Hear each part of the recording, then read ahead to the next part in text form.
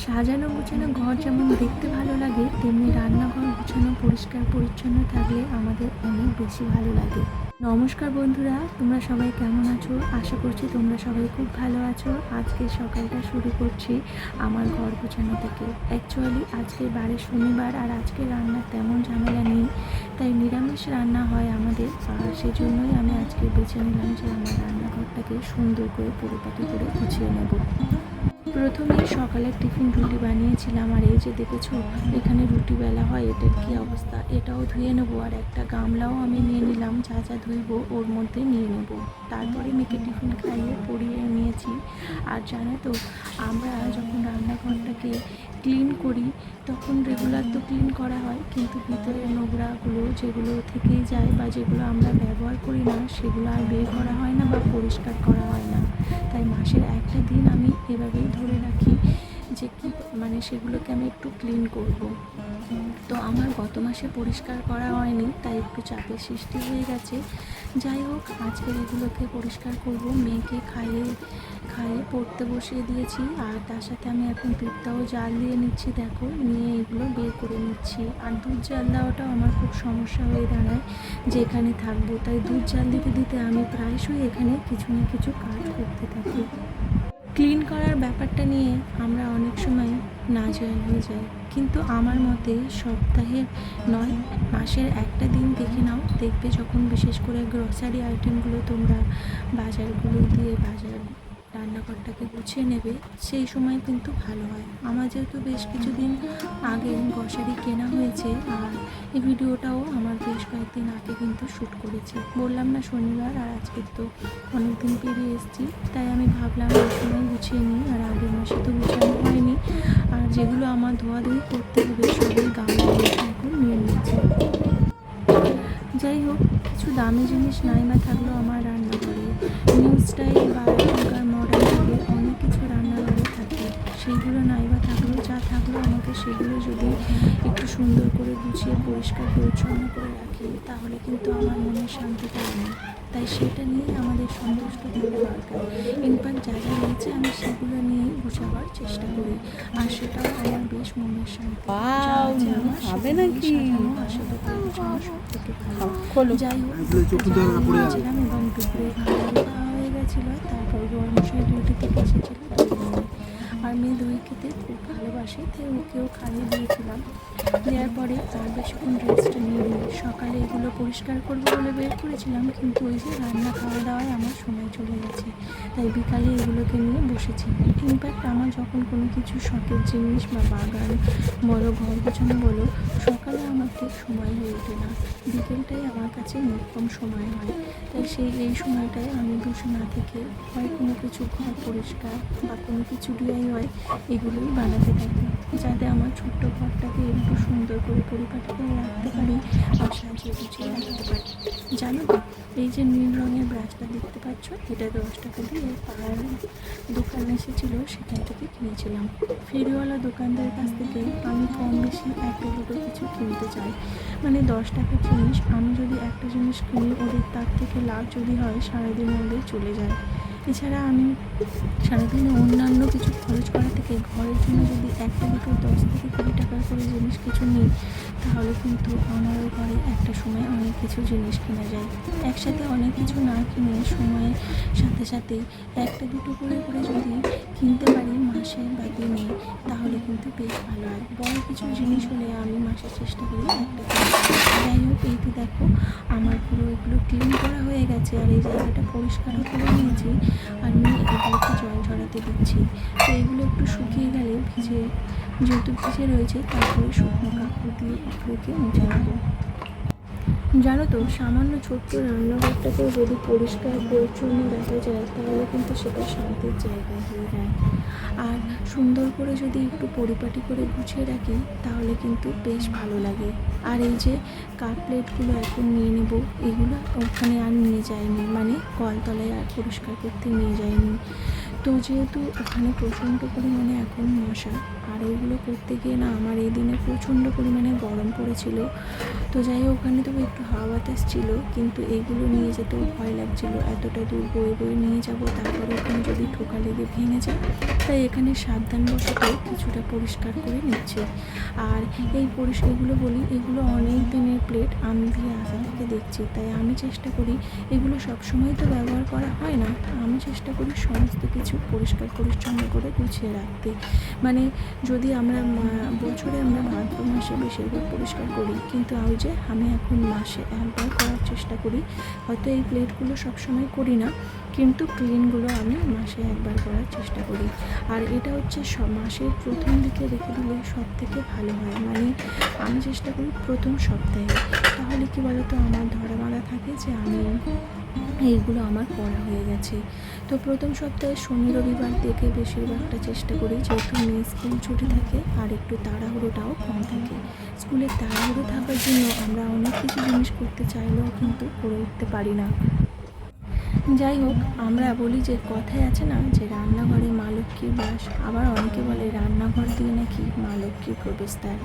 তাই রান্নাঘর পরিষ্কার পরিচ্ছন্ন রাখা আমার কাছে একটা প্রশান্তিময় অভ্যাস। দেখো, মা লক্ষ্মীর আগমনে আমাদের কত আয় উন্নতি হবে জানি না, এইভাবে যদি আমরা ক্লিন রাখি তাহলে কিন্তু আমাদের স্বাস্থ্য বেশ ভালো থাকে। তো এটাও একটা মা লক্ষ্মীর উপসর্গ বলতে পারো। মানে তুমি যদি পরিষ্কার পরিচ্ছন্নতার মধ্যে থাকো, তাহলে তোমার অসুখ বিসুখ রোগ শোক কমও থাকবে। আর এরকম দেখো, আমরা বাড়িতে কতটুকু কাজ করে বেশিরভাগ লেজিভাবে ফোন দেখে কাটিয়ে দিই, তাতে কি হয় আমাদের শরীরটাও বসে যায় আর বিভিন্ন রোগ ব্যাধিও আসে। তাই নিজেকেও কিছুটা ব্যস্ত রাখাও হলো, নিজের কিছুটা শান্তি রাখাও হলো, আর সাথে এই যে পরিষ্কার রাখার কারণে কিন্তু আমাদের অনেক একটা ভালো মানে খাদ্য অভ্যাসের মধ্যে যে হাইজেনিক ব্যাপারটা থাকে না, তার ফলে আমাদের রোগ ব্যাধিও কম হচ্ছে। এর ফলে সত্যি এরপর থেকেই বুঝতে পারছো জিনিসটা আমি কি বলতে চাইছি, মা লক্ষ্মীর সত্যি তখন একটা কৃপা পাওয়া যায়। তো যাই হোক, এগুলো সব কিছু নিয়মের মধ্যেই কিন্তু আমরা মা লক্ষ্মীর কৃপার আসে আমরা অনেক কিছুই করি, কিন্তু এই জিনিসগুলো আমরা অনেক সময় ভুলে যাই। যাই হোক, আমার এখন থেকে টার্গেট থাকলো, আমি আগের মাসে ভুলে গেছিলাম, কিন্তু আমার টার্গেট থাকলো প্রতি মাসে অবশ্যই কিন্তু এই রান্নাঘরটাকে ক্লিন করবো। আর এছাড়াও আমি পুরো রান্নাঘরটাকে মেকওভার করবো, একটা করে ভিডিও আসতে থাকবে, তো তোমরা কিন্তু দেখতে থেকো। আর হ্যাঁ, আমার অর্গানাইজার ভিডিওগুলো কিন্তু তোমরা অনেক অনেক ভালোবাসা দিয়েছো। আর তারই একজন আমাকে কমেন্টে লিখেছো যে দিদিভাই, তোমার এই যে রান্নাঘরের সামান্য জিনিস দিয়ে তুমি ভিডিও বানাও, তুমি অন্য কিছু একটু বেশি বেশি দামি জিনিস কিনতে পারো না? তো আমি তার নামটা নিলাম না, যাই হোক, তাকে আমি বলছি, বোনো দেখো, অনেক কিছু দামি জিনিস দিয়ে আমরা রান্নাঘর সাজাতে পারি, কিন্তু তার সময়ের দরকার না। আমার একটা ছোট্ট রান্নাঘর আমি এসে দেখেছি, এখানে একদম দেয়ালটাও খুব অবস্থা খারাপ ছিল। আমি সেই আস্তে আস্তে একটা করে রিকভার করার চেষ্টা করছি, যে প্রথমে একটু আগে দেয়ালটা সারলাম যাতে ভালো লাগে, তারপরে একটা দুটো DIY দিয়ে সাজালাম। আর এই যে দেখো, এগুলো সব বালতির মধ্যে আমার শাশুড়িমা রেখে দিত, অনেকটা আস্তে আস্তে আমি কোটোর মধ্যে রাখার চেষ্টা করছি। আর ইদানিং এখন দেখছি অনেকটাই রাখার অভ্যাস হয়ে গেছে। আর এই যে ক্লিন করার মাধ্যমে আরও একটু হ্যাবিট চলে এলো, বেশ কয়েকটা কোটো দিয়ে আরও আমি সাজালাম। এই ধরো, আমি সয়াবিনটা, ছোটো সয়াবিনটা আগে কেনা হতো না, বড়ো সয়াবিনটা, তাও সেটা বালতির মধ্যে সবই থাকতো, কিন্তু আমি কি করলাম, ছোট্ট সয়াবিনটাকেও আলাদা কোটোতে রাখলাম। আর নিজে দেখো, এইগুলো কিন্তু এখন ছোট ছোট কোটোর মধ্যেও রেখে দেবো। তোমাদেরকে সেই সাথে আমি জানিয়ে দিই, জানো তো আমি পাঁচফোড়ন তেমন ইউজ করি না, দরকার হলে মৌরি, কালো জিরে, চন্দনে এগুলো আলাদা আলাদা করে রাখি। আর এতে আমার খুব বেশ ভালো লাগে, আমি কোনোটাতে কালো জিরে ফোড়ন দিলাম, কোনোটাতে জিরে ফোড়ন দিলাম, কোনোটাতে চন্দনী ফোড়ন দিয়ে রান্না করলাম। যাই হোক, আজকে বেশ কয়েকটা কৌটো আমি বের করতে পেরেছি এবং আলাদা করে নিয়েছি। আগামী মাসে আরও একটু ধাপ এগিয়ে যাব, আমরা চেষ্টা করব একটা করে ধাপ এগিয়ে যেতে। এক মাসে চেষ্টা করব না সব কিছু একদম চেঞ্জ করে ফেলতে, তাহলে কি বলতো, আমারও চাপের হয়ে যাবে আর আমার পরিবারেরও চাপের হয়ে যাবে। যেহেতু আমি একা এখান থেকে বের করি না, আমার শ্বশুর দিদি শ্বশুর সবাই রয়েছে, ওনারাও এখান থেকে বের করে, আমি যখন হয়তো রান্না করছি জোগাড় করে দিচ্ছি। তো এইভাবে যখন 3টে হাত পড়ে, যখন নিতেও খুব অসুবিধা হবে, তাই ওনাদের অভ্যাসেও আসার ব্যাপারটা রয়েছে। তো সেই জন্য আমি কি করলাম, অল্প কিছু চেঞ্জ করলাম, যাতে ওনাদের অসুবিধা না হয় আর আমারও অসুবিধা না হয়। আমিও একটু অল্প অল্প চেঞ্জ করতে বেশ ভালোবাসি। যাই হোক, ওইখানটায় যেহেতু আমি মশলাপাতিগুলো ঢালাঢালি করেছিলাম, তাই সেগুলোকে আমি সুন্দর করে আবার এটা দিয়ে আবার ঝেড়ে নিলাম আর কি, মানে যেটা পেতে নিয়েছিলাম, যেহেতু মশলা ঢালার সময় বেশ কিছু নোংরা পড়েছিল। তারপরে উপরটাকে হালকা গোছালাম। ওই যে বললাম আমি DIY দিয়ে উপরটাকে খুব সুন্দর করে সাজাবো। আগামী দিনে বেশি ভিডিও আসছে কিন্তু। আর আমি এই মাসটা ঠিক করেছি উপরে রান্নাঘরটা একটু ডেকোরেশন করে দেবো, আর তোমরা সাথে সাথেও আমার সাথে দেখতে থাকবে।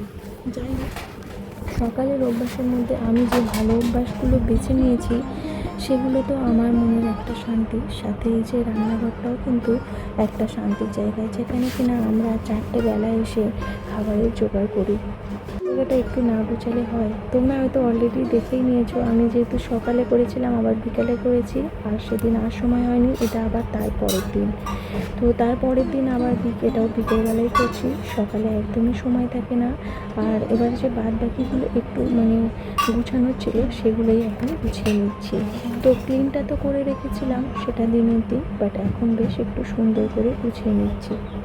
আসলে যদি আমি গোছানো নিয়ে পড়ি তাহলে আর অন্যান্য কাজ বা নিজের কিছু কাজ করাই হয়ে উঠবে না, তাই নিজেকে কিছু সময় দিয়ে তারপরেই আমি ঘরের কাজকর্ম বা অন্যান্য কিছু কাজকর্ম করি।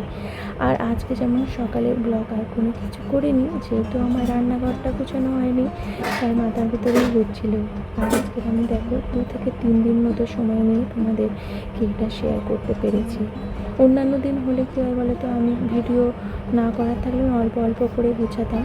তো যেহেতু এটা ভিডিও করছি তাই একটু সময় লেগেছিলো, আর এগুলো খুব সামান্যভাবেই গুছিয়ে নিয়েছি। আর এগুলো আমার খুব DIY করে সাজাবার ইচ্ছা আছে। তো যাই হোক, আগের দিন ভেবে রেখেছিলাম কী কী কাজ করবো, তাই আমি আজকের দিনে কাজটাকে কমপ্লিট করতে পেরেছি। যেন ভাগ ভাগ করে পরিষ্কার করাটাও কিন্তু একটা শান্তিময় ব্যাপার। অল্প করে সাজিয়ে গুছিয়ে তুলছি এবং সেটা তোমাদের সাথে শেয়ার করছি। আর এখন বিকেল 5টা বাজে দেখো, আর আমি ওখান থেকে বেরিয়েছি পুরো ঘেমে গেছি। যাই হোক, এইভাবে আজকের আমি আমার ব্লগটা তোমাদের সাথে শেয়ার করলাম।